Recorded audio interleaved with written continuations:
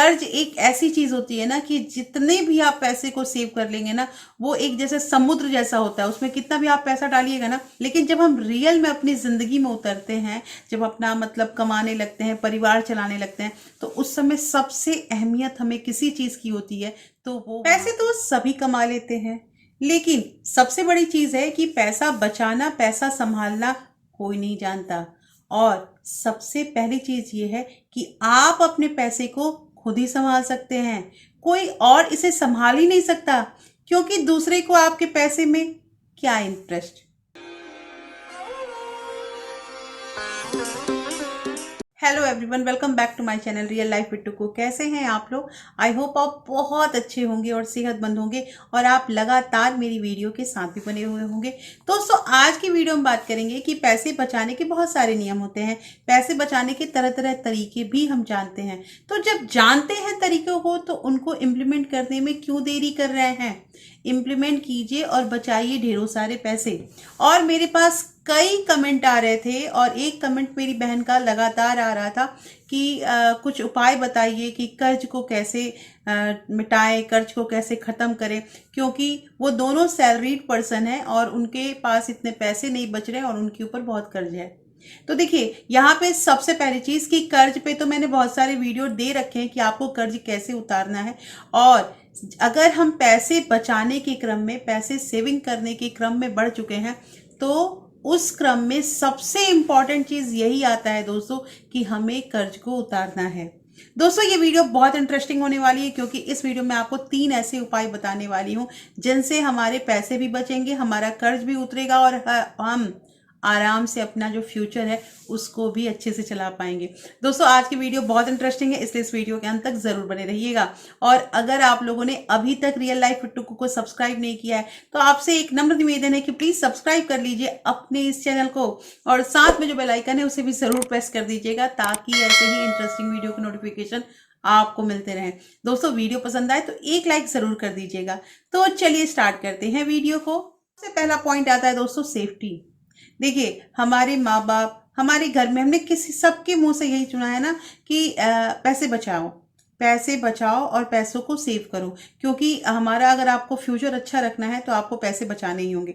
ये हर माँ बाप समझाते हैं, लेकिन जब उन्हें बताना है कि पैसे बचाने हैं, तो सबसे पहले वो एक दो ऐसे ही उपाय बताते हैं जहां हमारा पैसा सेफ हो, जहां हमारा पैसा सेफ हो। देखिए, ध्यान से सुनिएगा कि सेफ्टी और फ्यूचर ये दोनों एक दूसरे से इंटरलिंक्ड है। अगर आप किसी से ये क्वेश्चन पूछिएगा कि क्यों पैसे बचाने हैं, तो वो सिंपल यही बताएगा कि अगर फ्यूचर में आपको किसी भी तरह का तकलीफ होगा तो वहां पे पैसे हमारी मदद करेगा।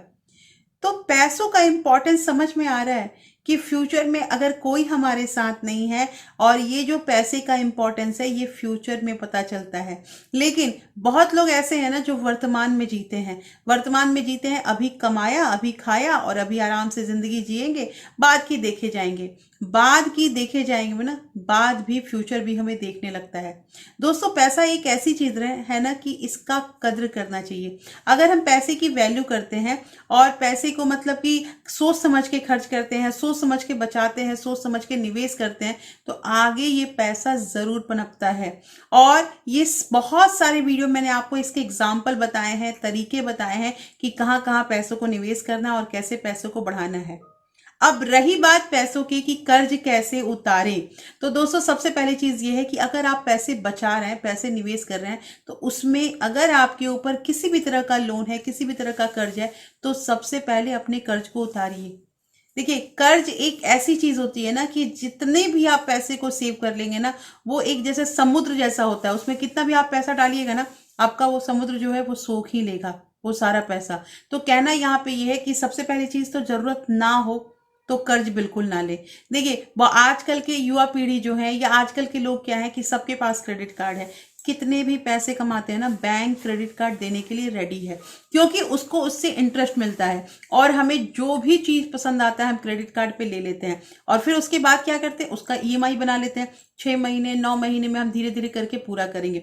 मैंने भी ये काम किया है, मैंने भी बहुत सारे ऐसी चीजें होती है जिसको मैंने लिया और उसको फिर 6 महीने का इंस्टॉलमेंट ईएमआई बना के और उसके बाद उसको पूरा किया है। लेकिन पता है एक चीज बताऊं मैं आपको, जब हम ईएमआई पे काम करते हैं या लोन ले लेते हैं, कर्ज ले लेते हैं, तो हम बन जाते हैं, हम फ्री नहीं रह पाते हैं। और ये सारा कुछ मेरा आप बीती है, इसलिए मैं आप लोगों को यहाँ पे ये बता रही हूँ कि कर्ज कम से कम ले।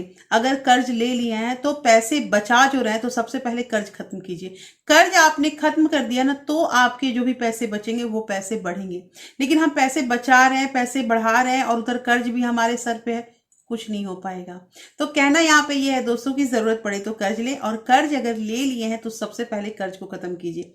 अब यहाँ पे ये चीज तो मैंने बता दिया, लेकिन अब इसके उपाय भी तो कुछ बताने होंगे। तो सबसे पहले तो एक जगह नोट डाउन कीजिए कि आपके ऊपर कितने कर्ज हैं, कितने कितने रुपए का कितना ईएमआई जा रहा है और कितना कर्ज है। जब आपके पास एक रिकॉर्ड आ जाएगा ना, तो यहाँ पे मैं एक बहुत सिंपल उपाय बताऊंगी, और ये उपाय मैंने आजमाया है, मेरे पे तो बहुत बहुत काम मतलब आया और इसका मुझे रिजल्ट भी दिखा। इसलिए मैं आप लोग को ये बता रही हूँ कि सबसे पहले जो सबसे छोटा कर्ज होगा, मतलब जो कम पैसे का अमाउंट होगा, उसको आप खत्म करने की कोशिश कीजिए। उसके लिए आप कोशिश कीजिए कि जैसे आप सेविंग में 20% 10% बचा रहे ना, वो 10% 20% का जो अमाउंट बचा हुआ उससे अपने जो सबसे छोटे कर्ज वाला जो आपका डिपार्टमेंट उसको पूरा कीजिए। अब अगले महीने से आपको स्टार्ट करना है कि उससे जो ज्यादा आपका कर्ज वाला था, उसमें जो आपने जो पैसे वैसे ही सेम आपको निवेश करने हैं, मतलब सेम आपकी जो 1000 रुपए या 1500 की जो आरडी बन रही है उसको बनाते रहिए। और फिर जो आपका जो दूसरा जो स्टेप है वो दूसरा कर्ज निपटाइए। इसमें क्या होगा कि पहले में जो आपने इंटरेस्ट दे रहे थे और जो दूसरा में इंटरेस्ट दे रहे थे,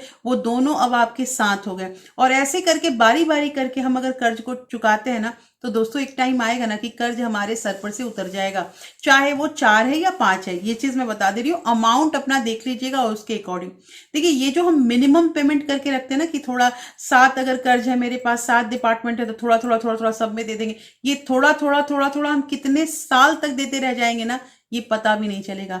और फिर क्या होगा, अंततः तो गत्वा यही समझ में आएगा कि हमारे पैसे नहीं बच रहे हैं। इसलिए कैसे भी कीजिए, लेकिन सबसे पहली चीज कर्ज को खत्म कीजिए और उसके बाद ही सेविंग के बारे में सोचिए। और मुझे कमेंट भी कीजिएगा कि आपको ये उपाय कैसा लगा। दूसरी बात यहाँ पे ये आती है दोस्तों कि हम स्कूल जाते हैं, पढ़ाई करते हैं, कॉलेज जाते हैं, हमें इंग्लिश पढ़ाया जाता है, हिंदी पढ़ाया जाता है, मैथ साइंस एसएसटी सब कुछ पढ़ते हैं, लेकिन कभी भी हमें पैसों के बारे में कुछ नहीं बताया जाता है। लेकिन जब हम रियल में अपनी जिंदगी में उतरते हैं, जब अपना मतलब कमाने लगते हैं, परिवार चलाने लगते हैं, तो उस समय सबसे अहमियत हमें किसी चीज की होती है, तो वो वहां पे पैसे की ही होती है। आखिर क्या बात है जो पैसे के बारे में कोई हमसे, ना हमारे टीचर बात करते हैं, ना हमारे पेरेंट बात करते हैं, कोई बात ही नहीं करता है कि क्या होता है पैसा, कैसे कमाते हैं। कोई ये चीज नहीं सिखाता है कि पैसे कैसे कमाते हैं, पैसे कैसे बचाते हैं। दोस्तों मुझे भी किसी ने कुछ भी नहीं बताया है, लेकिन जैसे जैसे परिस्थिति जो होती है ना, वो इंसान को बना देती है। कभी कभी ऐसी भी परिस्थिति आ जाती है सामने कि वहां पे हमें फील होने लगता है कि मतलब हमारे पास पैसे नहीं है तो हमारी वैल्यू नहीं हो रही। ये चीज होता है, जब हम रियल जिंदगी में वास्तविकता के सामने आते हैं ना, तो ये चीज हमें फेस करना पड़ता है। मैंने भी फेस किया है, बहुत ऐसे जगहों पे फेस किया है जहां पैसे की कमी मुझे फील हुई है। और वही रीजन है कि धीरे धीरे धीरे धीरे इंसान सीखता जाता है और पैसों की जो अहमियत होती है, पैसों की जो वैल्यू होती है, वो धीरे धीरे पता चलती है। तो दोस्तों कहना यहाँ पे ये है कि थोड़ा बहुत घर में भी डिस्कशन होना चाहिए। और एक चीज कि अगर वाइफ हस्बैंड दोनों घर में कमाते हैं, या हस्बैंड ही केवल कमाते हैं, वाइफ घर को चलाती है, तो सबसे पहली चीज है ना कि ट्रांसपेरेंसी बनी होनी चाहिए दोनों के रिलेशन में। अब आप उनसे छुपा रहे हैं, वो हमसे छुपा रहे हैं, और ये चीज अगर होगा ना, तो वहां पैसे कभी नहीं टिक पाएंगे, कभी पैसे बच भी नहीं पाएंगे। आप लोगों को एक चीज करना है, मैंने पिछले वीडियो में भी बताया था कि जब अगर दोनों सैलरीड होते हैं ना, तो जरूरी नहीं है कि दोनों अपने पैसे खर्च करेंगे। एक अपनी सैलरी से अपना घर चलाए, दूसरे अपने सैलरी को सेव करें। और ऐसे करने के बाद घर में अगर कोई बड़ा काम हो, घर में जैसे कोई भी किसी चीज की जरूरत हो, तो जो हमारा जमा किया हुआ पैसा है ना, वो रहेगा। दोस्तों साथ के साथ मैंने एक चीज और बताई थी कि इमरजेंसी फंड हमेशा रखिए। इमरजेंसी फंड रखना बहुत जरूरी है, क्योंकि कभी भी आकस्मिक घटना जो है ना घर में घट सकती है, और उसके लिए हमें पैसे हमारे घर में रहेंगे ना, तो हमें अच्छा लगेगा, हमें दूसरे से मांगने की जरूरत नहीं पड़ेगी। पैसे की जरूरत जो होती है, पैसा एक ऐसी चीज है ना कि अच्छों से रिलेशन खराब कर देता है।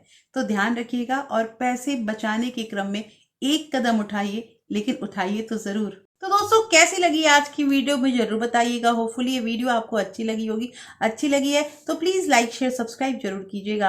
और हाँ दोस्तों, अगर इस वीडियो की किसी भी आपके फ्रेंड्स और फैमिली में ज़रूरत है तो इस वीडियो को ज़्यादा से ज़्यादा शेयर भी कीजिए। फिर मैं मिलती हूँ आपसे ऐसे ही एक इंटरेस्टिंग वीडियो के साथ। तब तक अपना प्यार और सपोर्ट ऐसे ही बरकरार रखिएगा। Thank you. Thanks for watching.